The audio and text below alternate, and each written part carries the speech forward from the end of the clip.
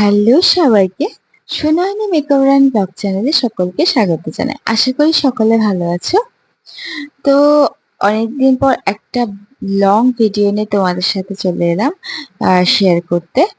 তো তার আগে তোমাদের সাথে একটা কথা শেয়ার করি, শেয়ার নয়, অ্যাকচুয়ালি বলতে গেলে তোমাদের অসংখ্য ধন্যবাদ। 0 থেকে শুরু করে আজকে আমার 101 সাবস্ক্রাইবার আমার চ্যানেলে। তো তোমরা পাশে ছিলে, পাশে আছো বলে আমি এই অবধি পৌঁছতে পেরেছি। আশা করি তোমাদের সাপোর্টে আমি আরো অনেক দূরে যেতে পারবো। তো তোমরা প্লিজ আমার পাশে এভাবেই কিন্তু অবশ্যই থেকো। তো বকবক করতে করতে আমি পৌঁছে গেলাম নিউ আলিপুরদুয়ার স্টেশনে। তোমাদের সাথে অবশ্যই শেয়ার করবো আমি কোথায় যাচ্ছি, তবে তার আগে তোমাদেরকে আমি একটা কথা জানাই, যেটা আমি আগে কখনো বলিনি। আমি থাকি নর্থ বেঙ্গল আলিপুরদুয়ার ডিস্ট্রিক্টের কামাখ্যাগুড়িতে।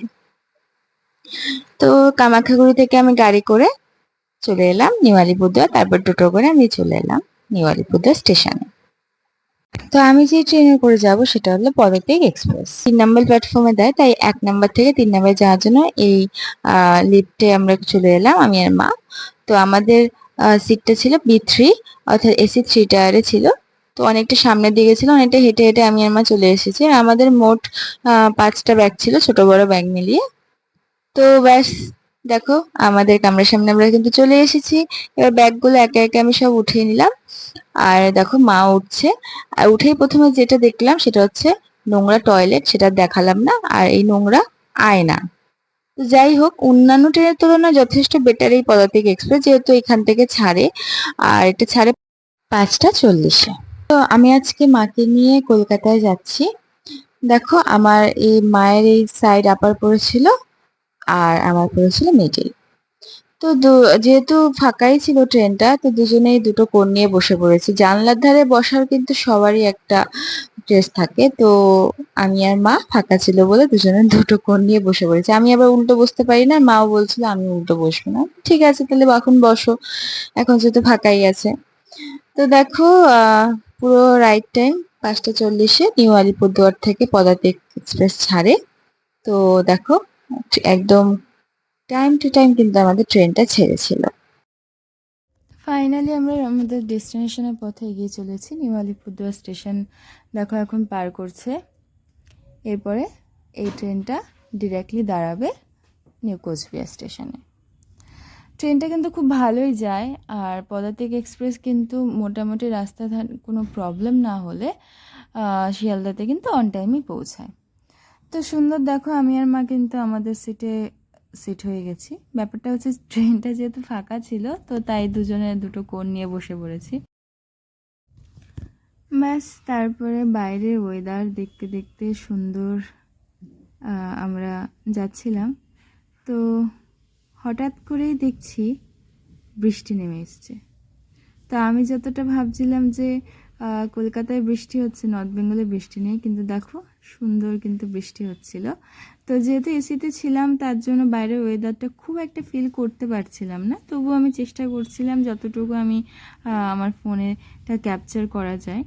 তো মোটামুটি এই ভিডিও সেলফি এসব করতে করতে আবার মাঝখানে খিদে পেয়ে গেল। তাই জন্য দেখো মিয়ামোড়ে থেকে আমি পেস্ট্রি আর মিষ্টি সুখ নিয়ে এসেছিলাম। এই মিষ্টি সুখটা কিন্তু আমার ভীষণ ফেভারিট, আর যে পেস্ট্রিটা নিয়ে এসেছিলাম এই পেস্ট্রিটা ফার্স্ট টাইম আমি ট্রাই করছি। তবে সত্যি কথা বলতে না, পেস্ট্রিটা কী যে নাম ছিল আমার না সত্যিই মনে নেই। তো যাই হোক, আমি কিন্তু ভেবো না একা খাচ্ছি, মাও কিন্তু খাচ্ছিল, কিন্তু মায়ের সে ক্লিপটা আর নেওয়া হয়নি। তো যাই হোক, আমি আমার যা যা খাবার আমি কিন্তু সেগুলো নিয়েই উঠেছিলাম। ট্রেনের মধ্যে কিন্তু আমি সেরকম উল্টোপাল্টা কিছুই খাইনি। আমি যা নিয়ে এসেছিলাম সেই খাবারের মধ্যেই কিন্তু আমি আমার খাওয়া দাওয়াগুলো অ্যাডজাস্ট করছিলাম। তো ট্রেনে খাওয়ার মধ্যে শুধুমাত্র দেখো এই চাটা এসেছে। দুধ চা নর্মালি আমি খাই না, আজকে দুধ চা খাওয়ার ইচ্ছে হচ্ছিল, এই জন্য দেখো এই দুধ চাটা নিয়ে নিলাম। আর দুধ চাটা খেতে কিন্তু ভালো ছিল, ভীষণ ভালো ছিল, মিষ্টিটা কমও ছিল। তো সেক্ষেত্রে দুধ চা খাচ্ছিলাম। দুধ চা খেতে খেতে ভাবছিলাম চায়ের সাথে যদি কিছু খাওয়া যেত, তাই জন্য দেখো একটা লেসের প্যাকেট খুলে এই চায়ের সাথে খাচ্ছিলাম। কমপ্লিট খাবার নিয়ে উঠেছি ট্রেনে। চিপস বলো, পেস্ট্রি বলো। হ্যাঁ, ট্রেনের কিন্তু সেরকম আমি সত্যিই কিছু খাইনি। ট্রেনে খাওয়ার মতো শুধুমাত্র আমি খেয়েছিলাম সেই চাটা। এরপরে দেখো এনজেপি অর্থাৎ নিউ জলপাইগুড়ি স্টেশনে চলে আসলাম। এবার হচ্ছে মোটামুটি ৮টা, ৮:15 বাজে। আমাদের ট্রেনটা রাইট টাইমেই চলছিল। তো রাতের ডিনারে নিয়ে এসেছিলাম এই চানা, আর সাথে ছিল মায়ের হাতের বানানো ছানা, বাড়িরই বানানো। তো সেটাই মুড়ি দিয়ে খাচ্ছিলাম, এটাই রাতে ডিনার করছিলাম, খুব একটা হেভি খাবো না। আমরা মোটামুটি 9টার মধ্যে ডিনার সেরে নিয়েছিলাম, কারণ যেহেতু ট্রেন জার্নি করছি আর ট্রেন জার্নি করলে অবশ্যই তাড়াতাড়ি খেয়ে শুয়ে পড়া উচিত। তাই জন্য আমরা তাড়াতাড়ি ডিনারটা সেরে নিয়েছিলাম। এরপরে দেখো এনজেপি থেকে আমাদের ট্রেন ছাড়লো। খাওয়া দাওয়া শেষ করে মায়ের বিছানাটা করে দিয়েছিলাম। তো দেখো উনি কিন্তু বেশ সুন্দরভাবে সেট হয়ে গেছে, আমাকে টাটা দিয়ে দিয়েছে, গুড নাইট বলে দিয়েছে। এবার আমারও ঘুমিয়ে পড়ার পালা, কেননা আমাদের পদাতিক এক্সপ্রেস সকাল 6টায় শিয়ালদা নামাবে।